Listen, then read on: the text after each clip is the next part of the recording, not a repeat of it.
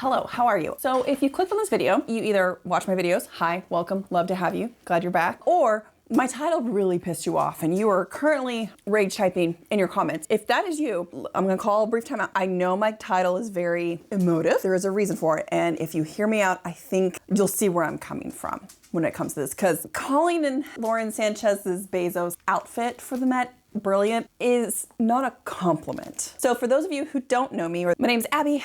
I am a dress historian by trade and training, which means I am a fashion historian. The way I study history is through dress and through fashion. So this encompasses everything from the physical making of the garment, but also the social and political and economic implications and impacts that clothing has on our culture and society. Basically, instead of looking at wars or government stuff, which is very boring and dull, I like to study history through what we wear because everyone wears clothes and it's really, really cool. The video I just put out a couple weeks ago, a lot about the history of the Met Gala and giving the history a more in-depth discussion because people don't usually actually get it right. Also a discussion of our complicated feelings with the Met Gala, the ultra-rich and billionaires and their role with the arts and funding and philanthropy and cock rockets and also the Met exhibition itself. Just the theme of the Met Gala, right? So if you haven't seen that video and this title is making you feel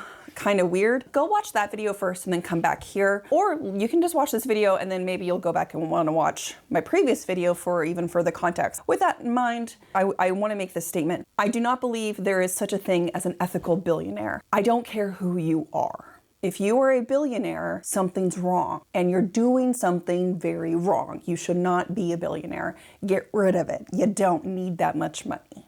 Solve some problem. Fund more of the arts, please. Get rid of it. You don't need it. This is how I'm approaching this video. At the end, I'll kind of give you guys my best dress, worst dress, like a quick rundown, not super in-depth, just like off the cuff feelings and how much I hate sleep paralysis demons. I do. I hate the sleep paralysis demons. That's why they cover their eyes. They're not weeping. They can't risk looking at each other. So with that, let's get into it. Well, it's Schiaparelli, and Daniel wanted to pay homage to Madame X. It's a painting that's actually in the Met. Oh, wow. Oh, he did he? It was Daniel Roseberry's idea to dress you as Madame X. Very fascinating. Now, here's the thing. Madame X, for those of you all who don't know, is the title of a painting done by John Singer Sargent. It's arguably one of his most famous paintings, and part of that is because of the scandal that surrounded the painting when it was first displayed at the Salon in Paris in 1884. When you pull up the Met's webpage for the painting, they have the info card there. Sargent hoped to enhance his reputation by painting and exhibiting her portrait. Working without a commission, but with the sitter's complicity, he emphasized her daring personal style, showing the right strap of her gown slipping from her shoulder. At the Salon of 1884, the portrait received more ridicule than praise. Sargent repainted the shoulder strap and kept the work for over 30 years. When eventually he sold it to the Metropolitan, he commented, "I suppose it is the best thing I have done, but ask that the museum disguise the sitter's name." What an incredible way to not actually tell the story of what happened with the painting of Madame X and what happened between John Singer Sargent and Amélie Gautreau. There's a really fantastic nonfiction book. It's a really easy read by Deborah Davis, and it's called Strapless, and it is basically a dual biography of Amélie and John Singer Sargent and the lead up to him painting her portrait, and also what happens to both of these people after the Salon exhibition of 1884. The woman in the portrait, people act like we don't know who she is, but we do know who she is. And it was a 24-year-old American-born Louisianan woman named Amélie. Her mother, who was Marie Virginie, was very domineering and controlling, and they moved to Paris when Amélie was 8 after her father died, like around the time that the Civil War ended. Now, I'm not going to paint Amélie and her family as like good people. They were enslavers in Louisiana. She married an extremely wealthy and much older Parisian businessman. His name was Pierre Gautreau. She was like 19 when they got married. I cannot make this up. He made his fortune in the creation of fertilizer from guano.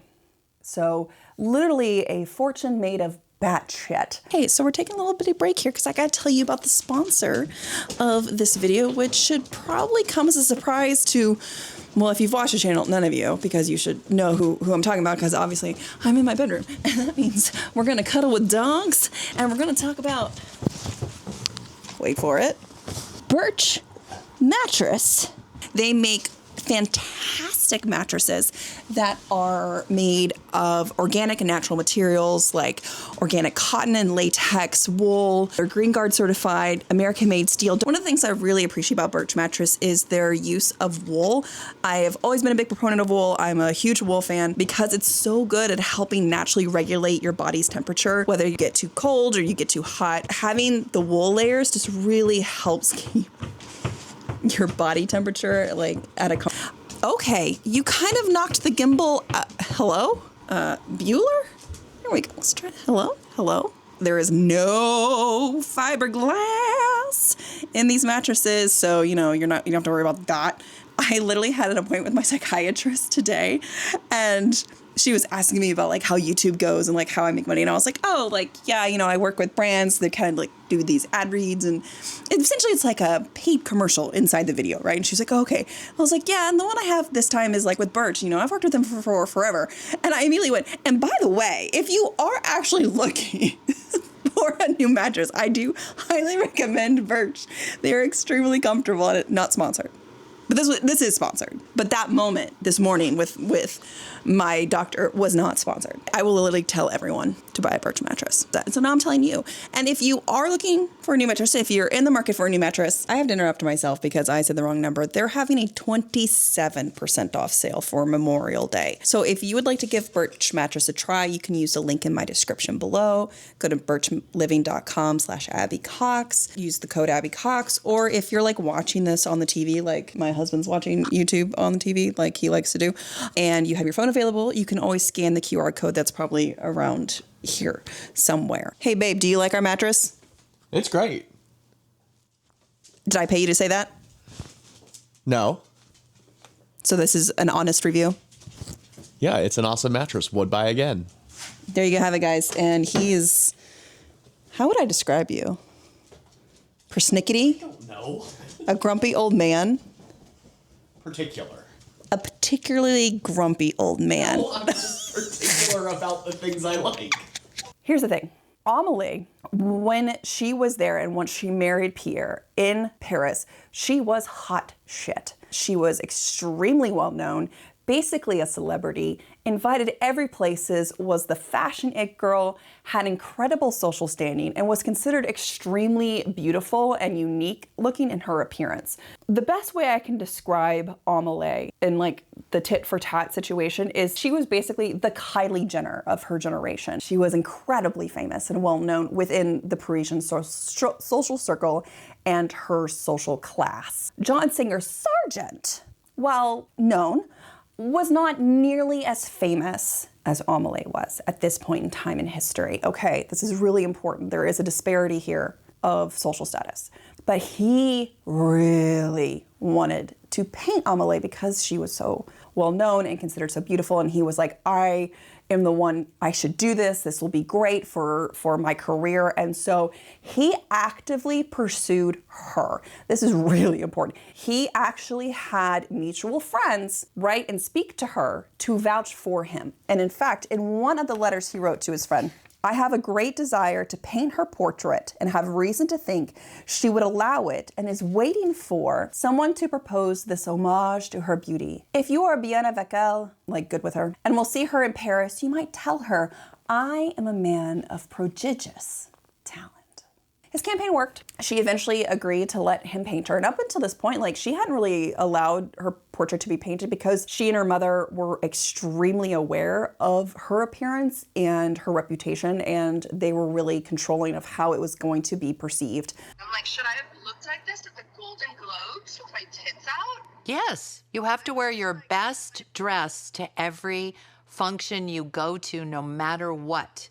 So between Sargent's growing notoriety and popularity as a portrait artist, but also because she had mutual friends vouch for him, She agreed. So she was around 23 at the time. And it was the summer of 1883. He went and stayed with her and her husband in their estate in Brittany, began doing the sketches and the portrait study. Now, here's the thing about Sargent. He's not just a painter. One of the things that makes Sargent such an interesting artist today, and even then, is that it's better to think of him more as a creative director. He's the painter, he's the stylist, he's the background, he's like the storyteller, like he's the creative director of it all. And that's always been his thing. It's not just something he did only for Amélie, but that's just how he does his portraits. And that's one of the reasons why they're so interesting compared to other portrait artists at the time. That creative direction, that control that he has, that eye that he has, it does do a really good job communicating whatever story he's trying to tell. He was the one who picked that black gown.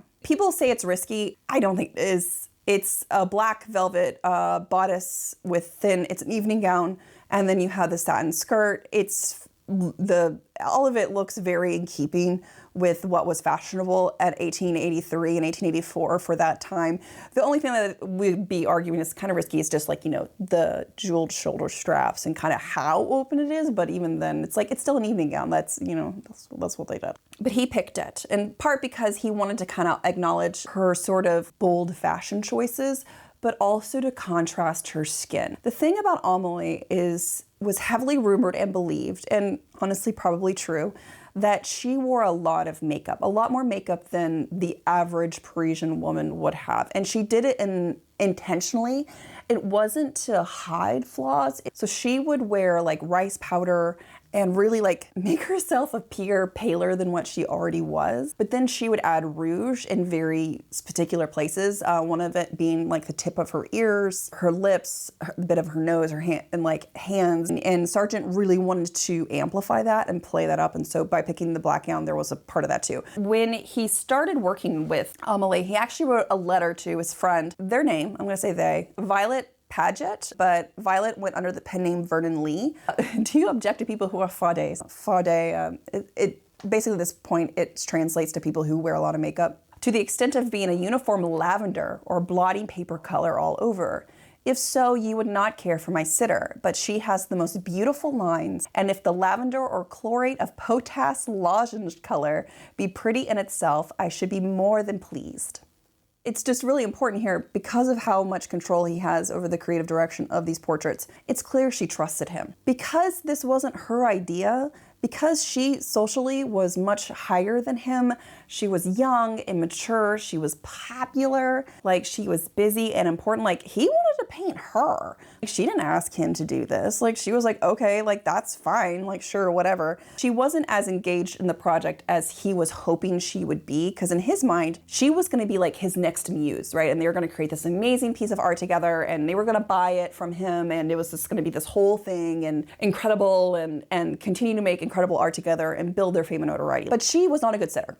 Because she just didn't care. And so in early sketches, you see her in the black gown, but she's sitting on a sofa or a couch. But by the time we get to the final portrait, it's really obvious he got frustrated with her because now she's standing, her arm is twisted in this really uncomfortable way, and then she's turned away like this. If you've ever sat for art school or drawings or anything like that before, you have to stay extremely still for a really long time. You cannot tell me that was not passive aggressive of him because he was frustrated with her lack of care and she wasn't as into it as he was. So it was this really, frankly, passive aggressive way for him to get back at her, to force her to stand in such an uncomfortable and awkward position. All this to say is that, greatest of intentions, the actual process of painting this portrait for Sargent did not go the way he wanted it to. When the portrait was done, she loved it. Apparently her mother loved it. And so it went off to the salon. Every year in Paris, they have the salon. And this is where all the artists, come and they exhibit one painting or two paintings, and it's kind of like the big show. The salon of 1884, all in all, was not good. It was considered bad. And a big part of that was actually because of the portrait of Amélie. On May 1st, so can't make this up, again, early May, they kind of essentially had a press function, the critics go and people can go and see everything before it fully opens up to the public. And the salon is huge. The room number that this portrait was in was room 31. And if you've never seen Madame X, she is fully life-size, if not a bit larger than life. Like, it is massive. You cannot miss it. It is not small. So it dominated this room. But when the critics started looking at it, they absolutely hated it. And they didn't hate it simply because of her shoulder strap. That is a really basic, no nuance understanding of what actually set everybody off, because there were multiple types of critiques about this portrait. One critic wrote, "This portrait is simply offensive in its insolent ugliness and defiance of every rule of art." And another wrote that they were shocked by the spineless expression and the vulgar character of the figure. These awful descriptions that not only critiqued Sargent's work, but also opened up the doors for people, both critics and the public, to absolutely begin to terrorize Amélie based on her appearance. There's an account that actually at the salon, because she was there, that she was in open tears, crying, because she was hearing all of the negative feedback about her portrait. And it was just awful.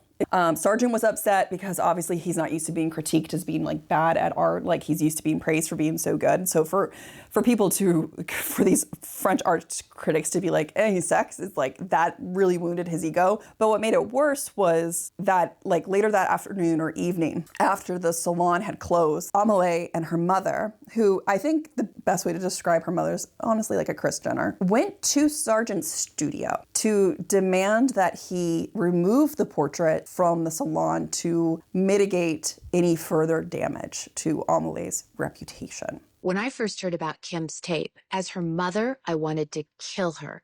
But as her manager, I knew that I had a job to do, and I really just wanted her to move past it. First time they went, Sargent apparently wasn't there, but a friend was. So he noted, you could tell Amélie had been crying and was really upset. And then later that night, her mother returned when Sargent was there and demanded that Sargent remove the painting from the salon. And he refused. Not because he was proud of the work. No, because as he told someone later, she wounded his artistic pride. He also just didn't like her. This is ego-based behavior. When it comes to the shoulder strap, that is a really nuanced conversation. It's not necessarily just that the strap was down. It is the implication of nakedness versus nudity. And there is a difference between the two. Nakedness implies sexuality, rawness, uncivilized, animalistic, where nudity is meant to be tasteful. It's meant to be artistic. So there's a good naked and a bad naked. With her position, her social position, this falling off the shoulder has a strong implication of sexuality and nakedness, which is what made people uncomfortable. But it wasn't just that. Now, in Sargent's mind, he was like, well, that's the one thing I can't easily fix. So it was like 2 weeks after the salon opened, and he asked someone if he could take the portrait down, fix it, by putting the shoulder strap back up to calm it all down. And he was told, don't do that. You just leave it up. But what's interesting is the critics who were kind of defending and praising this portrait were not defending and praising it because of its artistic quality, but because they viewed it as a commentary of the vanity and narcissism and morally questionable behavior of the upper classes of Parisian society. There are quotes about how 100 years from then, their great-grandchildren will be able to discuss this painting and how it is a reflection of the bourgeoisie, of the Belle Epoque era, of late 19th century France, which was the Gilded Age here in America. So it wasn't a great time socially with, extreme wealth disparity. It's fascinating, isn't it? It's crazy how all these things just sort of line up. What happened? This portrait and the scandal it brought, the shock, the press buzz it brought with it, absolutely destroyed Amélie. The salon opened May 1st. She spent basically the rest of the year in hiding at her home in Brittany. She left Paris after basically spending a year in hiding. She slowly started to try and come back out into society, being very selective with what events she went to and trying to rebuild her reputation, but it was too late. Not only was she basically ruined socially for the scandal of it all, but she was gone so long that she was then forgotten about. And she never recovered from this. I cannot stress this enough. That portrait destroyed her life. Because not only could she not reclaim her reputation after it had come out, shockingly, the woman received a lot of the blame and carried a lot of the moral burden. But now it also just followed her everywhere because it became such a thing. She couldn't escape it. Couple that with her own vanity. She's not a perfect person. She was extremely vain. She was, and then as a result, like insecure. By the time she was in her mid 40s, early 50s, she had overheard enough people talk about her appearance in a derogatory way about how ugly she was and how her body was no longer as hot as it used to be. Because that was the other thing. She was really famous for having a beautiful body. That she exited society. She became a recluse. And her husband and her, it was never a love match. It was just a marriage of convenience. They became fully estranged. She moved out. She lived on her own in a less fashionable location. Her daughter did get married, but sadly her daughter Louise died when Louise was like 32. Her mother stayed with her up until her mother's death, and she died in 1915 at the age of 56. Meanwhile, Sargent was fine. Sargent left Paris after the salon. He went to London for quite a bit of time, and he was fine. He continued working. He continued painting. His celebrity just continued to grow and grow and grow. He completely surpassed Amélie when it came to his fame and notoriety. He kept the painting of her, the portrait of her, obviously, because they didn't agree to buy it. Like the Met mentions, he took a business risk in doing this portrait. In his mind, he was like, it's gonna be so great. Of course they'll pay for it. It's a guarantee win. Like, I can't lose. But they did not pay for it. So that also pissed him off. So he didn't get paid for the portrait. He didn't have a good experience. It was critically panned, like just bad, bad, bad. However, he survived. So he kept the painting for years. So it became this sort of cult following. People who were able to go and see it because they were in a studio, whether they were like friends or peers or customers, like they would talk about the portrait of Amélie. And in 1905, he decides to exhibit it in London. And it was a smashing success. Critics loved it. And because of all of the mystery around this painting, like people were just really excited to see it. And it was so successful, in fact, that Kaiser Wilhelm II, who was friends with Amélie, reached out to her and asked if she could write to John Singer Sargent if he would be willing to send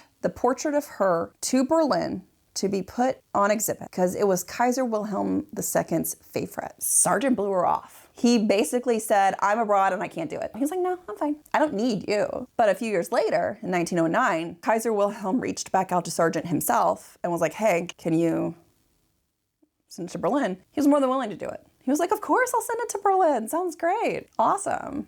Amélie dies July of 1915. At the same time, the portrait of her is on display in San Francisco. Exhibition closes December of 1915. At that same time, Sargent decides to write to a friend of his, Edward Robinson, who was the director of the Metropolitan Museum of Art in New York City, asking if he would be willing to buy this portrait, this painting, for £1,000. And in the letter, he wrote this, because there was one stipulation, and that was, on account of the row I had with the lady years ago, so the fight, the picture should not be called by her name. There was no reason for this. Amélie was dead.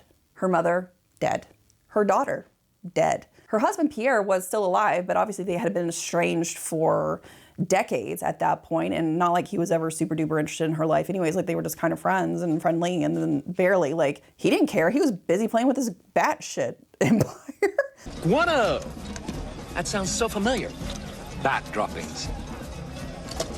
Like, there was no logical reason to not include her name. Sargent completely removed Amélie from the narrative. And by doing that, he took on then all of the credit and banished her further into obscurity. He didn't need to do that. There was no reason not to include her name, but he didn't want to. And that's because he was a petty bitch. You can't tell me otherwise. That's like that. Like, everything he did, like epic petty bitch behavior. Like, epic petty bitch behavior, purely out of spite. I had a fight with the woman. I've never forgiven her. She's dead. Don't include her name. Call her Madam X.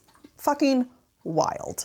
But this story is why putting Lauren Sanchez Bezos in homage to Madame X is so fucking brilliant. Now, according to Lauren Sanchez Bezos, it was Daniel Roseberry's idea to put her in a homage to Madame X, right? One shoulder off, and so him and his team did an incredible job, and she obviously went with it, as did like 3 other people at the exhibition, because God forbid we have any originality. In my mind, a few things happened. One, Daniel Roseberry knew exactly what he was doing, and not just from the shoulder falling off the story. He knew the story like I just told you. He knows that story, where Sargent removed Amélie from the world. He scratched her out, and that portrait ruined her life. Either he's manifesting that Lauren Sanchez Bezos, who, by all accounts is actively trying to buy her way into this social circle through the wealth of her husband. Their wives drink their blood. Come on, Jeff, get 'em! Not through her own purely artistic or creative merits, but through the name and status of the man she married, who is an evil billionaire obsessed with cock rockets and doesn't pay people a living wage, like horrific guy, right? And so Daniel Roseberry was making that commentary, essentially manifesting maybe this will make her disappear, or it was a commentary on the mirroring of the two scenarios, that Bezos is thinking she's hot shit, she's thinking she's a part of this world, but in reality she is vapid and insipid and vain and arrogant and narcissistic and self-absorbed and clueless. If Roseberry knew the whole story. On the other hand, if it wasn't intentional and Daniel Roseberry for some reason doesn't really know the whole story other than the very superficial, her shoulder strap fell off and it caused a scandal, she's like a woman who's just had shit talked about her, what you can think is the narrative of what's happening with Bezos, then the extra level of irony here is what isn't known. The brilliancy is in the accidental allegory of her in the Madame X homage, because Amélie was not hated at the time that her portrait was taken. She was beloved. She was popular. She was hot shit. The portrait ruined her life, not the other way around. So either way, I find the use of Madame X here fascinating. And I am inclined, and others are too, to believe that it was done intentionally, of the John Singer Sargent intentionality. Gag is that in that Vogue interview, she is so proud about how it just naturally came about in a conversation. Bitch, I have seen how sharp Lyle Roach's tongue is. The way I know he was in that showroom being like, see all these beautiful gowns? The ones that are like embellished, big, iconic, big. That's not you. This little basic Macy's ass gown, that's you. That gown was bad. Like, it was bad. I didn't like the fit. It was too simple. Other than like the shape of the neckline, it didn't do justice to the actual gown itself in the portrait, which is beautiful and a mix of textures and complex, stunning. It's just stunning. It's beautiful. There's too many stress wrinkles. Like, even for it being corseted, you see this like really strong wrinkle around her waist, which is just bunching. It should not be there. There was some intentional wrinkling around her butt, but I don't really like it. And then finally, I fucking hate those grommets. They are tacky as shit. They look cheap as shit. Nothing about that gown spoke to Schiaparelli, whether it was Daniel's actual ability to design and construct incredible pieces of art as clothing, or Schiaparelli's legacy. She would be rolling over in her fucking grave with how ugly that fucking gown was. And it doesn't even do justice to Sargent's painting or Amélie's wardrobe. Like, not just derivative, insulting. It's bad. What is also so fascinating to me, and I'm speaking to this as someone who is 40, by the way, like I am 40 years old, is that everyone keeps trying to paint oh my God, what a great pun. The people who are obsessed with Madame X are older women. There were at least 3 iterations of Madame X's at the Met Gala. One was Bezos, one was Clara Foy, who was 42, and the other one was Julianne Moore, who was 65. Why do we have 3 middle-aged, again, I'm 40, and older women dressed like a 24-year-old? It is so weird to me that people associate Madame X with like this like this older woman when it was literally a young woman. It would be more appropriate for, I don't know, if Alex Earle was there or Sabrina Carpenter, any of the young influencers or pop stars of Gen Z. They're the ones who should be paying homage to Madame X because that was that's how old she was in that moment. It's not about older women. What is also like incredibly weird to me, Amélie died at the age of 56, the same age that Bezos is. That's a little creepy. Like, in a cool way? Was Daniel doing this on purpose? I think so. And one of the reasons why is the only other gown that I know of that Schiaparelli that went to the Met Gala was the one that Kylie Jenner wore. Oh, God, it was so beautifully done. The layers of symbolism and meaning and intention behind Kylie's gown for this event, impeccable. So on surface level, right, we have the artistry of the exterior of the gown. It's beautiful Duchess satin. It's been embroidered. It's been beaded, all by hand art. Like that is quite literally fashion is art, remember? And on top of that, we have the front of the gown folded over so you can see the insides. This is also a nod to fashion as art because it's showing the artistic skill to make a couture gown, the engineering, the math and all of that. We have the waistband, we have the corset boning lines, we have the fit and the structure of the bodice itself. We have the lacing opening in the back to show like how it's put on the body. That is intentional and it's brilliant, layers upon layers. Then the final layer, which is a nod to how the exhibition itself is divided up, which is focused on the body, we have Kylie Jenner's body.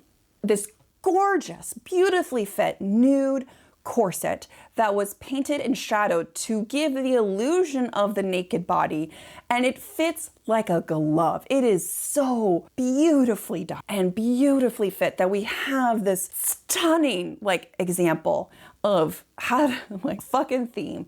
My one gripe, I fucking hate those grommets. I would have loved to have seen either just a smaller like brass eye ring or hand-done eyelets to really give the illusion of it being her skin. Like I find the grommets of that back corset to be distracting and it takes away from the effectiveness of the illusion. Daniel knows his house that he works for. He understands the legacy of Schiaparelli. He understands the responsibility he has and he can and did execute it perfectly. Lauren Sanchez Bezos looked like shit.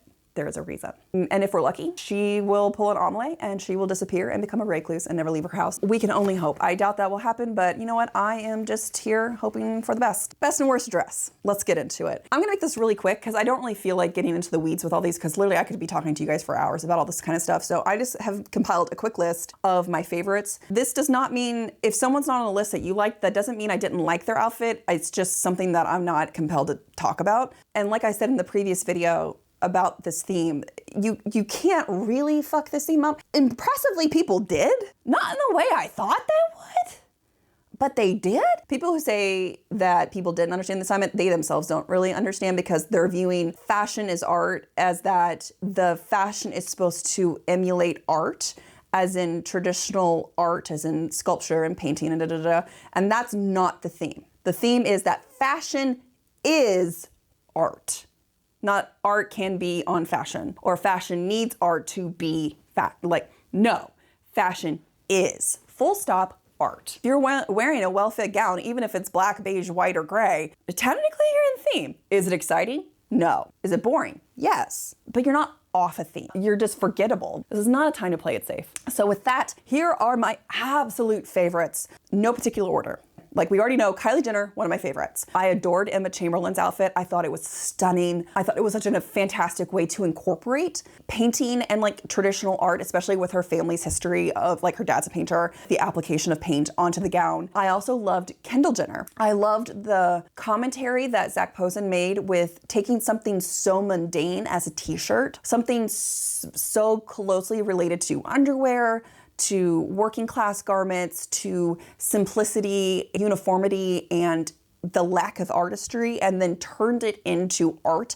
I thought the fit was really cool. I liked the little like sculptural bustle.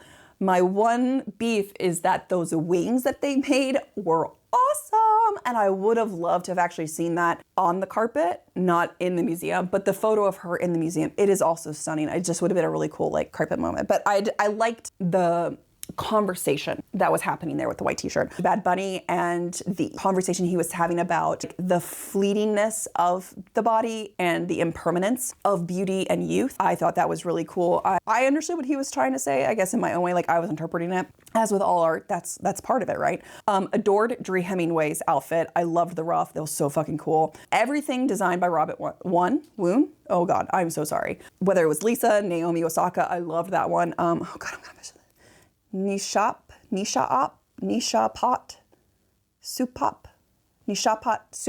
with the hands. Incredible. So fucking cool. I loved Venus Williams and the mimicking of the portrait of her and like that it brought to life. Love that. Chase Infinity by Tom Brown. Love that. I mean, Tom Brown's never going to mess up a theme. Amy Sherald. I really like this one because this is another Tom Brown. She's the artist.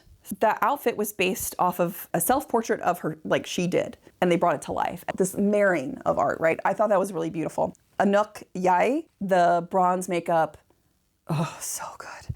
Adored Sabine Getty in the Ashi studio where they created the corset off of her body and then they painted it and aged it to make it look like 18th century oil painting had almost like come to life, and it was like her hands and then she had the same jewelry on, and so we had this like almost 4D effect of like what's real, what's fake, what's living, what's art. And the use of the organza and the frayed silk looked like a statue or a painting coming to life, and it was shedding its skin like a snake. I really liked it conceptually, and I thought the execution was really cool and beautiful. It's one of my favorites. It just outstanding. Every single South Asian person on that carpet. Every single one. Can I list them all? No. Was I expecting South Asian people to knock it out of the park? Absolutely I was. It was like an easy A for you guys.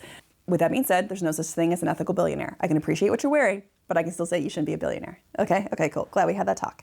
Anytime that it was clear, like, okay, we took inspiration from a portrait, but then they like revamped it or worked with it into the fashion. Like, I liked them. I'm just not gonna list them all. I do want to give a special shout out though to Public School NYC and Wisdom K who went with them. I loved the tailoring that they did. I loved their experimentation with men's corsetry. I loved it. I thought it was really cool. Also, Wisdom K posted a TikTok of him after the Met trying to get out of his outfit and him having like I can't get my corset off fast enough meltdown, even though there was no boning in that corset. It was just a leather corset. Funniest fucking thing I've seen in a while because it was so relatable.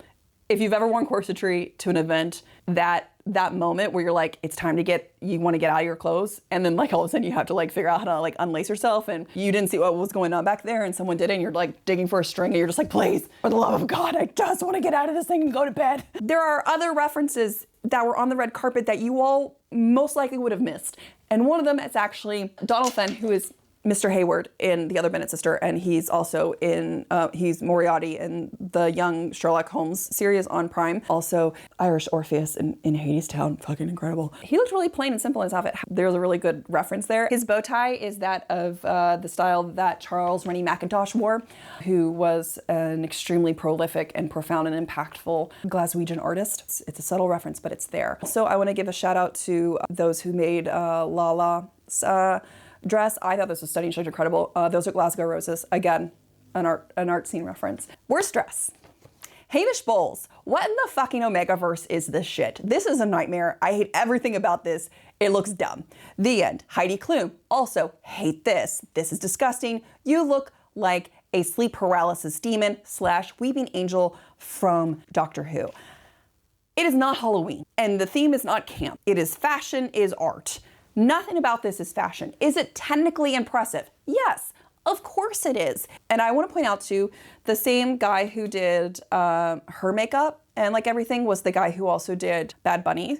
So this is not a reflection, I can't remember his name. It's not a reflection of his skill or talent. It has nothing to do with it. It has everything to do with Heidi Klum's intention or lack thereof. And it read as very, I'm known for my wacky Halloween costumes, and I'm gonna go to the Met Gala and I'm going to be the weirdest person on the red carpet, not because I'm actually saying something interesting or taking a real risk. It is for the essential like virality of it all, the clickbait of it all. It's giving Mr. Beast Met Gala. Frankly, I found it insulting. Ben Platt looks like he's wearing a 4-H fair project. Next one is Jen Rubio, and I'm gonna, hold on. It's not a critique of her. I am just really confused what Ashi Studio is doing, because literally, Loewe did this in 2024. It is the same fucking outfit. Is Loewe and like Ashi Studio, are they having a wooden corset white skirt off? What are we doing here? What the fuck happened? And I went through Ashi Studio's Instagram to see if maybe Loewe wasn't the originator of it, and I couldn't find anything. So yeah, there's that. Weird. Paloma El Cesar's dress is on this list. It was done by Francisco Risso. It is on this list not because it wasn't on theme. It's because in order to make the dress, they purchased from eBay no less, according to Vogue, than 30 gowns. Paloma on the red carpet said 100 dresses from the 1920s, 30s, and 40s. And they cut them up and repurposed them to make that gown. No, bad. Shame on you. Not good. Shockingly, I actually really liked Kim's outfit. I watched the video where she's explained it. She put a lot of thought into it. This marrying, again, of like fashion and art and the body and all of it together, that I felt for Kim, it was really well done. Oh, those are my like hot takes, loved, hated. Overall, carpet was fine. I actually think it was better than what people are saying, in part because you can't fuck up the theme per se unless you're Heidi Klum, but it doesn't mean like you did it well either. You know what I mean? Like, I would have loved to have seen more experiments. I would have loved to have seen more boldness on the carpet, but it's gotten so safe and so boring.